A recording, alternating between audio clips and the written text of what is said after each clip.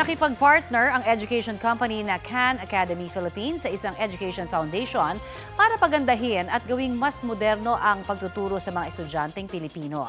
Sa tulong po ng mga organisasyong tulad ng Gokong Wei Brothers Foundation, tayon po ng Khan Academy na mas marami pang estudyante ang makagamit ng libre nilang interactive app.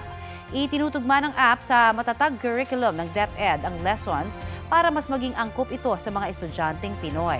Matutulungan din daw ng app ang mga guro para mabilis na mamonitor kung saan nahihirapan ang mga estudyante.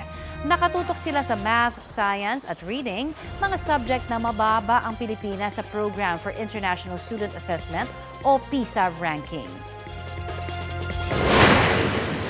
That we are in an education crisis. Ang mga scores natin sobrang mababa in reading, math, and science. So we really need all the tools we can help. We need to move into the digital age or we will not be able to compete in the global economy. It's not just a Khan Academy thing. It is really for our nation to move forward and digitize now. We just have to offer more means of learning to various kids. And I think this is in the digital age, no, where people are looking to screens.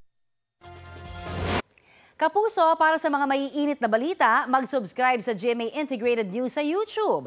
Sa mga kapuso naman abroad, subaybayan nyo kami sa GMA Pinoy TV at sa www.gmanews.tv.